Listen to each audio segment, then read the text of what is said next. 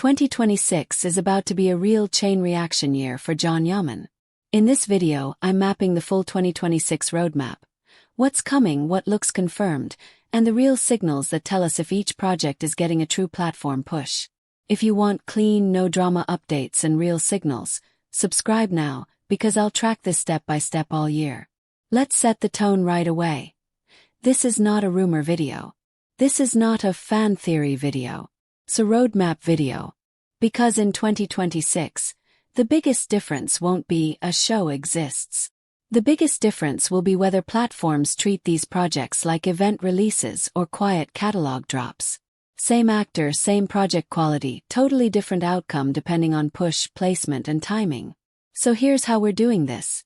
One timeline, one scoreboard, and a simple rule. The rule is, if we don't have a hard signal, we don't invent it.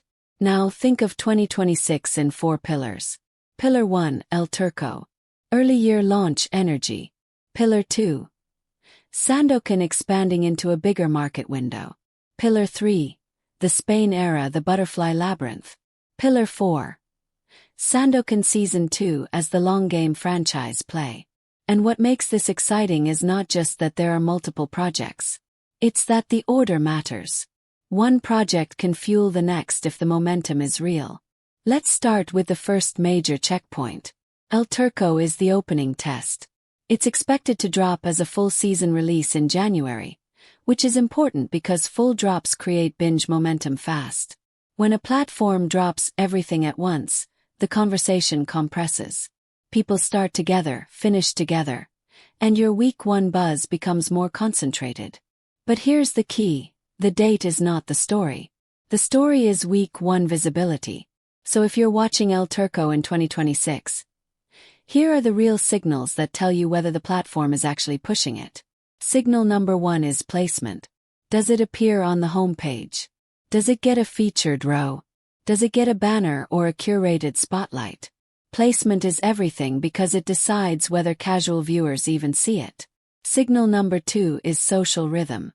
Are official accounts posting consistently for several days in a row? Are we getting clips, teasers, behind-the-scenes, cast content, short trailers? Or does it go quiet after the first day? Platforms don't spend attention equally. Their posting behavior is a clue. Signal number 3 is discoverability and language. If the platform is confident, it usually makes it easy for people to jump in. Subtitles, language messaging, available now, clarity, and broad promotion all matter. And signal number 4 is conversation quality.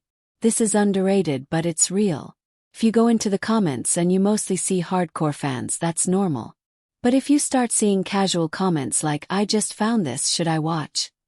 Or, "I didn't expect this to be good," that's the crossover signal. El Turco's job in the roadmap is to set the tone for 2026. If it lands with real push, it opens the year strong and feeds the next releases with extra attention. Now, right after that, the roadmap shifts into a different kind of test. Bigger market visibility. Sandoken has been building momentum, and in early 2026, the conversation is about expansion into wider availability windows and bigger discovery loops. Here's why Sandoken is a different kind of beast. It's built like an event series. Big scale, big visuals, adventure energy. And it's the kind of title platforms can either quietly list or loudly push. So again, we use the scoreboard. For Sandoken, the first signal is simple. Homepage exposure. If it's placed where casual viewers see it without searching, the potential multiplies instantly. Second signal. Sustained visibility. Not a one-day spike. If you see it holding attention across multiple days, that's a sign of retention and algorithmic support. Third signal, the hook being marketed. This is where people misunderstand the game. Platforms always choose a hook. Sometimes they sell action.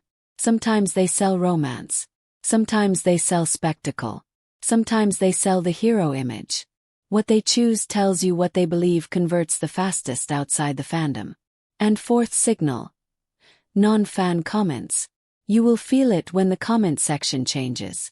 You'll see fewer "My King" style comments and more, "What is this show about? Is it worth starting?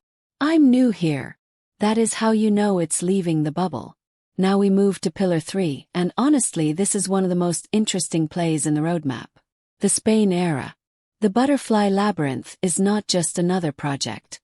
It's a positioning move. A Spanish-language romantic thriller in Spain is a different lane. It's not the same audience pathway as Italian TV. It's not the same press circuit.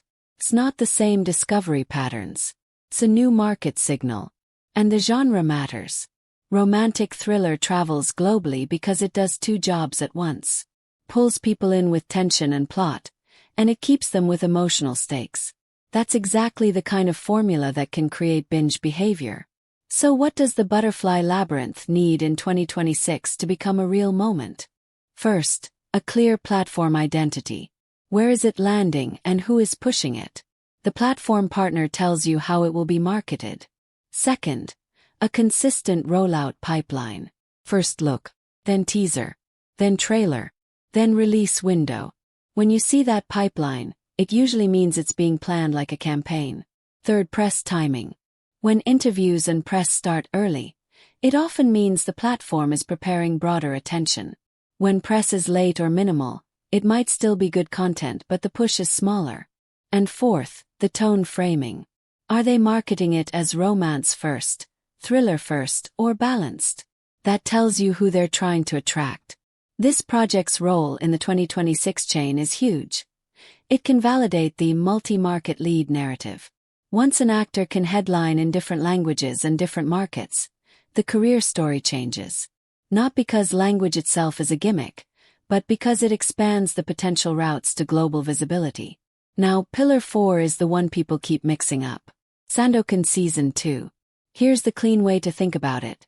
2026 is not just about releases. It's also about production momentum. Season 2 is the long game. It's not the quick win in early 2026. It's the franchise test. If Season 1 is the launch story, Season 2 is the proof story.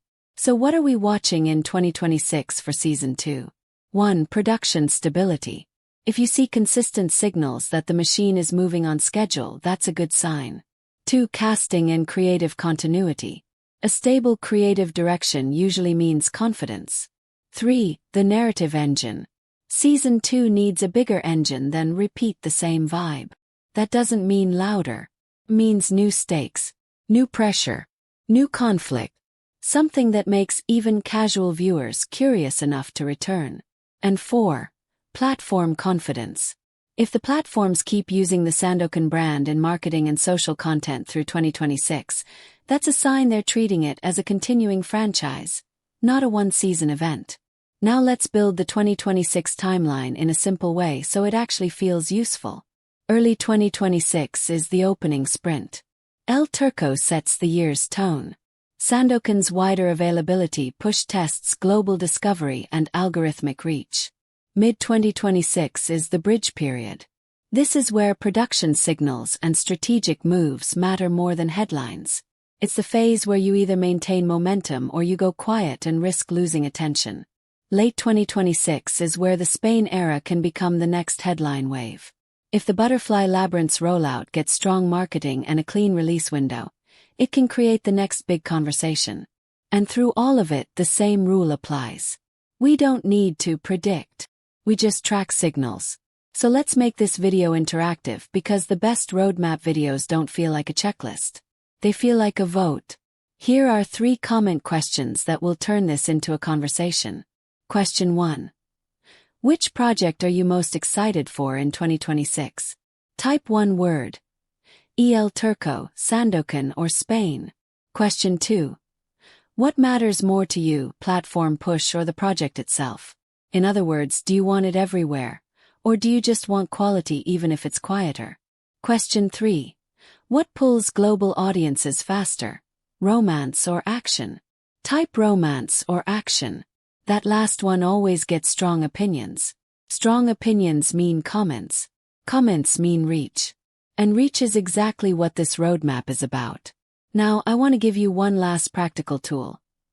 The universal 3-signal watchlist. No matter which project we're talking about, these 3 signals tell the real story. Signal 1, trailer and clip rhythm. Consistent daily content usually means campaign energy. Signal 2. Placement and curated rows. If platforms place it in front of casual viewers, the ceiling rises instantly. Signal 3. Availability and subtitles. You can't go global if it's hard to access. Distribution is part of the story. That's the roadmap. 2026 is not one isolated release. It's a chain reaction year. Turco tests early-year platform confidence. Sandokan tests wider market discovery loops. The Spain era tests multi-market positioning. Season 2 tests whether Sandokan becomes a franchise, not just a moment. Now it's your turn. Drop one word in the comments. Turco, Sandokan or Spain? Which one are you riding with in 2026?